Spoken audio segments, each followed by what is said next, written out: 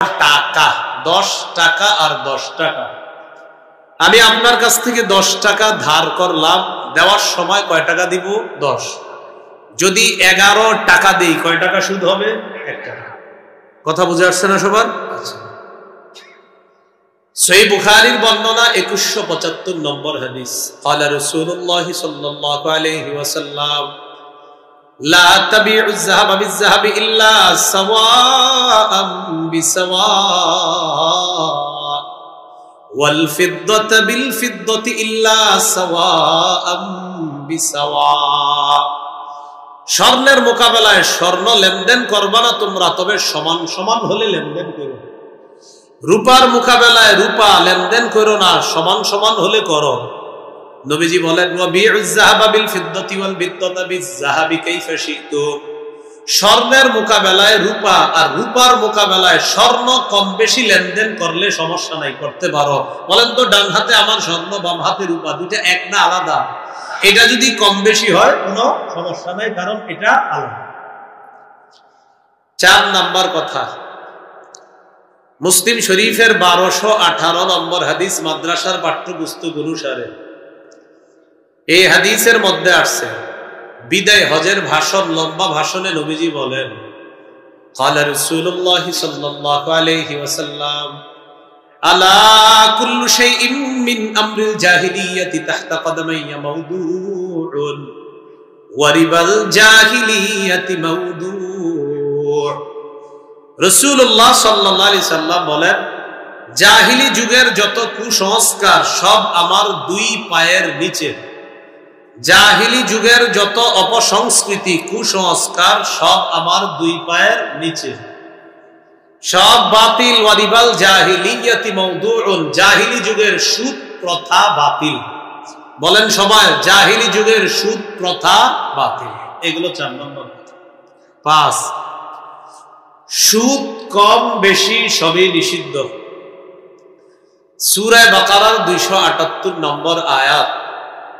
এই আয়াতের অনুবাদটা শুনি, এরপর আমরা আয়াত নাজিলের প্রেক্ষাপট শুনবো। আল্লাহ বলেন, ইয়া আইয়ুহাল্লাযীনা আমানুত্তাকুল্লাহ ওয়া যারু মা বাকিয়া মিনার রিবা ইন কুনতুম মুমিনিন। হে ঈমানদারগণ, তোমরা আল্লাহকে ভয় করো, সুদের যে অবশিষ্ট অংশ আছে এটা ছেড়ে দাও যদি তোমরা ঈমানদার হও। আবার বুঝেন, হে ঈমানদারগণ, তোমরা আল্লাহকে ভয় করো।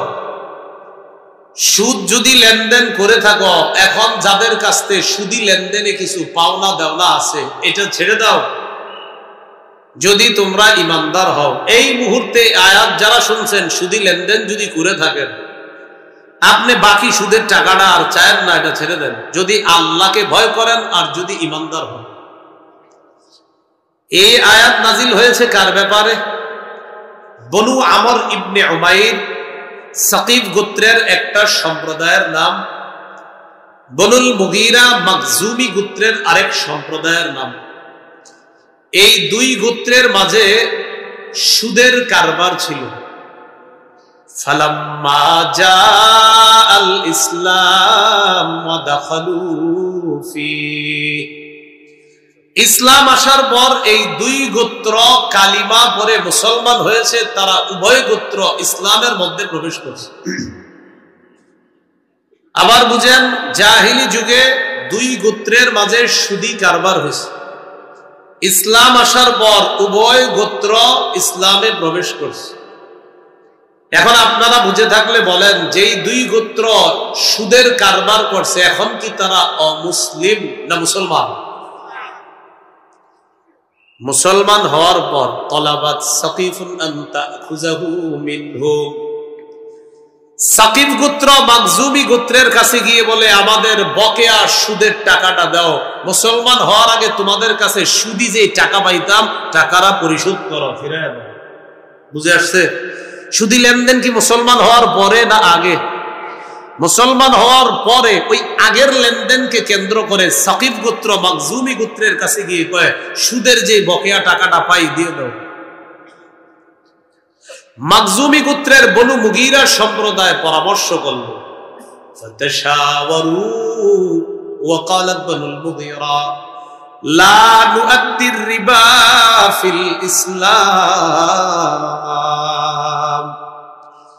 বনুল মুগীরা গোত্র পরামর্শ করে সাকিব গোত্রকে জানিয়ে দিল, ইসলাম গ্রহণ করেছি, এখন আমরা মুসলমান, এখন আর আমরা সুদের বকেয়া টাকা যে পাও এটা আর আমরা পরিশোধ করব না, কারণ এখন আমরা মুসলমান। দুই দলের মাঝে ঝগড়া, একদল সুদের টাকা চায় আর একদল কয় দিমু না।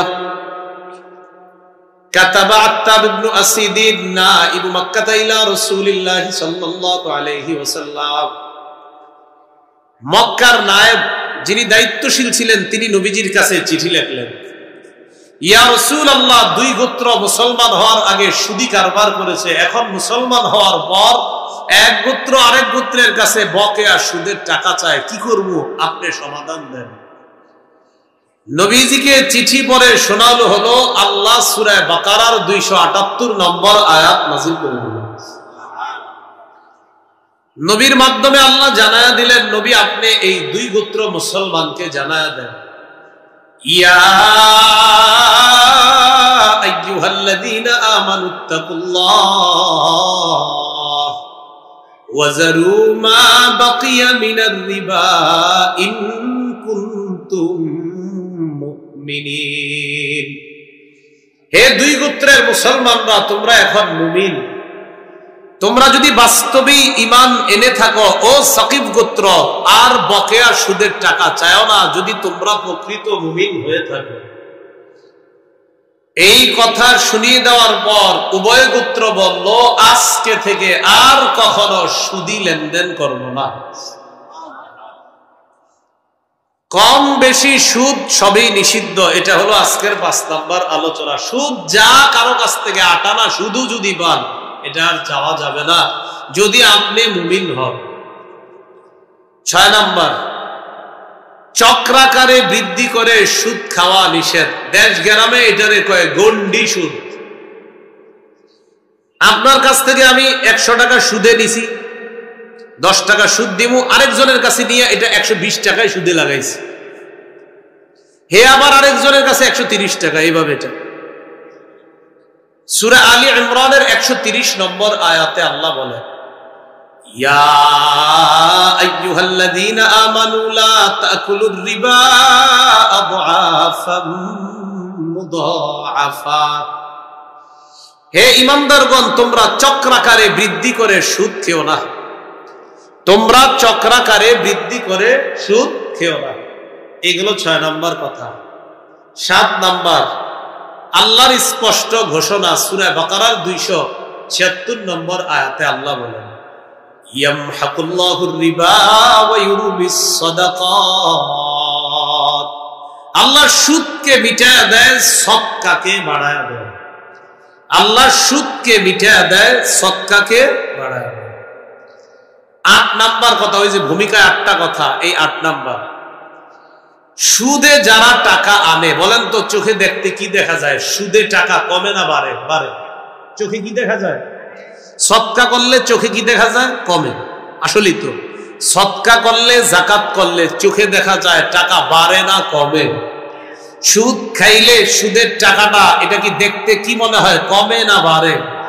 বাড়ে। আল্লাহ কি কয় দেখেন, সূরা রুমের 39 নম্বর আয়াত, ওয়ামা আতাইতুম মির রিবাল লিয়ারবুয়া ফি আমওয়ালিন নাস ফালা ইয়ারবু ইনদাল্লাহ। মানুষের সম্পদ বাড়ানোর জন্য যেই সুদের কারবার তোমরা করো, যে অতিরিক্ত সুদ তোমরা দাও, অতিরিক্ত সুদের যে টাকাটা দাও, যে অর্থটা দাও, সুদের যে অংশটা দাও মানুষের টাকা বাড়ার জন্য, মানুষের সম্পদ বাড়ার জন্য যে টাকা তোমরা দাও, সুদি কারবার করো, আল্লাহ বলেন ফালা ইয়ারবু ইনদাল্লাহ, এটা আল্লাহর কাছে বাড়ে না, এটা আল্লাহর কাছে বাড়ে না। ওয়ামা আতাইতুম মিন যাকাতিন তুরিদুনা ওয়াজহাল্লাহ, আল্লাহকে খুশি করার জন্য যেই যাকাত তোমরা দাও, ফাউলাইকা হুমুল মুদঈফুন, তারা তাদের সম্পদ বাড়ায় দেয়, তাদের সওয়াবও বাড়ায় দেয়, কিয়ামতের ময়দানে দ্বিগুণ সওয়াবের মালিক তারা হয়ে যায়। তাহলে বলেন তো, সুদ দেখতে বাড়ে, আল্লাহ কয় কমে, যাকাত দেখতে কমে, আল্লাহ কয় বাড়ে। সুদ দেখতে বাড়ে, আল্লাহ কয় কমে, যাকাত দেখতে কমে, আল্লাহ কয় বাড়ে। আমার আপনার বুঝ সঠিক না, আল্লাহটাই সঠিক। এই গেল সুদের ব্যাপারে 8টা কথা। এবার আমরা মূল আলোচনায় যাই। সুদের ব্যাপারে এবার কিছু কথা আমরা মনে রাখবো। 1 নম্বর কথা, আজকের আলোচনা যারা শুনছেন, এর আগে সুদের কথা যারা শোনেন নাই, আজকে নতুন যারা শুনছেন মনে রাখবেন, আজকের কথা শুনাও যারা সুদ খাবেন, আল্লাহর নবীর সাথে যুদ্ধ করার জন্য তৈরি থাকবেন। আল্লাহ আর নবীর পক্ষ থেকে যুদ্ধের ঘোষণা নিয়ে নেন। নাউজুবিল্লাহ পড়েন।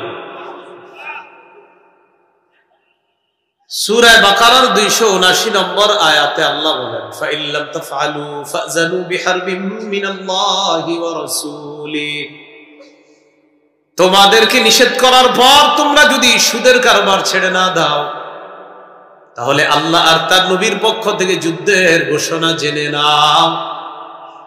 সুদের আলোচনা শোনার পর, সুদ খাইতে আল্লাহ নিষেধ করলেন, এটা শোনার পর যদি সুদের কারবার ছেড়ে না দাও, আল্লাহ বলেন আল্লাহ আর তার নবীর বিরুদ্ধে যুদ্ধের ঘোষণা নিয়ে নাও। বলেন নাউজুবিল্লাহ। উমদাতুত তাফসীর 1 নম্বর খণ্ড 330 নম্বর পৃষ্ঠা। আন আব্দুল্লাহ ইবনে আব্বাস রাদিয়াল্লাহু তাআলা আনহুমা قال يقال لآكل الربا يوم القيامة خذ سلاحك للحرب, সুদখোরকে কিয়ামতের ময়দানে বলা হবে, তুমি তোমার অস্ত্রটা নাও, আমি আল্লাহর সাথে লড়াই করার জন্য। কিয়ামতের ময়দানে সুদখোরকে বলা হবে, তুমি তোমার অস্ত্রটা নাও, আমি আল্লাহর সাথে লড়াই করার জন্য। আল্লাহ সুদখোরকে বলবে, অস্ত্রটা নাও, আমার সাথে লড়াই করার জন্য। কিয়ামতের মাঠে বলা হবে সুদখোরকে, অস্ত্র কোথায়, নাও, আমার সাথে লড়াই করতে হবে। তাহলে সুদ খাওয়া, আল্লাহ আর তার নবীর থেকে যুদ্ধের ঘোষণা দেওয়া 1। 2 নম্বর, যারা সুদ খায় তারা কিয়ামতের ময়দানে কবর থেকে পাগল পাগল অবস্থায় উঠবে। পাগল, নাউজুবিল্লাহ পড়েন। যারা খান তারাও পড়েন। সুদের আলোচনা এমনি নাউজুবিল্লাহ আস্তাগফিরুল্লাহ মানুষের মুখে বেরোয় না। বেরোয় না কেন? আপনারা না খাইলেও বাংলাদেশে খায়, এই জন্য বেরোয় না। সমস্যা নেই, আপনি বললেও ঠিক, না বললেও ঠিক, কথা আল্লাহ বলছে। আপনার এটা ভাল লাগলেও ঠিক, না ভাল লাগলেও ঠিক, ঠিক তো ঠিক, এটা ঠিক না। সুদের আলোচনা আমি আপনার কমু না এটা ঠিক কিনা, আমি যদি কমিটি তো ঠিকই কমু, এটা কি ব্যাঠিক নিয়ে আবার, কারণ আল্লাহ বলছে, নবী বলছে, তো এটা আবার ব্যাঠিক হয়ে গেল। তো নাউজুবিল্লাহ বললেন একটু, যাতে অন্তত আজ আর না খান, এটা একটু মাথায় রেখেন আর কি। 2 নম্বর, যারা সুদ খায় তারা কিয়ামতের ময়দানে পাগল অবস্থায় উঠবে কবর থেকে। বলি নাউজুবিল্লাহ। সূরা বাকারার 275 নম্বর আয়াতে আল্লাহ বলেন, আল্লাযীনা ইয়াকুলুনা রিবা লা ইয়াকুমুনা ইল্লা কামা ইয়াকুমুল্লাযী ইয়াতাখাব্বাতুহু শাইতানু মিনাল মাস, যারা সুদ খায় তারা কবর থেকে এমন অবস্থায় উঠবে যেন শয়তান তাদেরকে স্পর্শ করে পাগল বানায়া দেয়। যালিকা বিআন্নাহুম ক্বালু ইন্নামাল বাইউ মিসলুর রিবা, এটাই কারণে তারা দুনিয়ার মধ্যে বলতো ব্যবসা সুদের মতো। নাউজুবিল্লাহ। কি বলতো? ব্যবসা। তাদের যুক্তি হলো ব্যবসায় লাভ হয়, সুদেও লাভ হয়। বলেন আপনারা, ব্যবসা আর সুদ এক? ব্যবসা যে করে পায়ের ঘাম, মাথার ঘাম পায়ে ফেলে ব্যবসা করে লাভবান হয়, সুদ যে খায় আরামে বৈশা থাকে মাসে মাসে, যাদেরকে সুদ দেয় ওই সুদখোর তাদেরকে ফোন করায় স্মরণ করে দেয়। এ শুধু ঘুমায় থাকে, মাস শেষের দিকে ফোন দেয় যাদেরকে সুদে টাকা দিছে। তো ব্যবসা আর সুদ এক হয় কেমনে? আল্লাহ বলেন, ওয়া আহাল্লাল্লাহুল বাই'a ওয়া হাররামার রিবা, আল্লাহ ব্যবসাকে হালাল করেছেন, সুদকে আল্লাহ হারাম করেছেন। বলেন, ব্যবসা হালাল করেছেন কে? সুদকে হারাম করেছেন কে? আল্লাহ। এগুলো 2 নম্বর কথা। সুদের ব্যাপারে 3 নম্বর কথা, যারা সুদ খায় কিয়ামতের মাঠে দেখলে মনে হবে তাদের গলাটা কেউ চেপে ধরছে, এইভাবে শ্বাসরোধ করা অবস্থায় কিয়ামতের মাঠে তারা উঠবে। উমদাতুত তাফসীর 1 নম্বর খণ্ড 330 নম্বর পৃষ্ঠা। عن عبد الله بن عباس رضي الله تعالى عنهما قال آكل الربا يبعث يوم القيامة مجنونا يخنق। সুদখোরকে কিয়ামতের ময়দানে উঠানো হবে এমন অবস্থায়, মাজনুনান দেখলে মনে হবে পাগল, ইউখনাক মনে হবে তার গলাটা চেপে ধরা হয়েছে। কিয়ামতের ময়দানে সুদখোরকে এমন অবস্থায় উঠানো হবে দেখলে মনে হবে তার গলাটা চেপে ধরা হয়েছে, আর মনে হবে সে পাগল।